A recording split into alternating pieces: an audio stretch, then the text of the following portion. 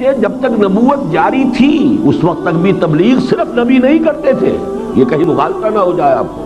حضور نے تبلیغ کی ہے حضرت ابوبکر کو، اور پھر امت کے چوٹی کے 6 افراد کو کون کھینچ کر لایا ہے؟ ابو بکر لایا ہے رضی اللہ تعالی عنہ۔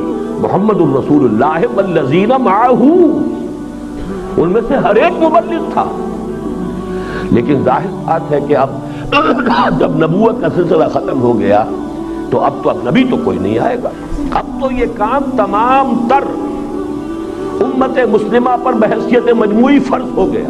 میں نے جان بوجھ کر فرض کا لفظ استعمال کیا ہے، یہ کوئی نفل نہیں ہے، یہ کوئی اضافی نیکی نہیں ہے، یہ بنیادی فرض ہے، اس لیے کہ حجت قائم کرنی ہے پوری نوع انسانی پر بحیثیت مجموعی اس امت مسلمہ کو، کہ وہ یہ کہہ نہ سکے قیامت کے دن کھڑے ہو کر کہ اللہ تیرے دین کے ٹھیکیدار تو یہ تھے، تیرے نبی کے ٹھیکیدار یہ بنے پھرتے تھے، یہ بڑے لہک لہک کر گایا کرتے تھے سارے نبیوں سے افضل ہمارا نبی، لیکن ان بدبختوں نے نہ دین پر خود عمل کیا نہ ہم تک پہنچایا، بلکہ اپنے وجود سے، اپنے طرز عمل سے، اپنے کردار سے، اپنے پورے نظام زندگی سے سب سے بڑی رکاوٹ بن گئے ہمارے اور تیرے درمیان۔ تو حجت تو الٹی ہم پر قائم ہو جائے گی قیامت کے دن۔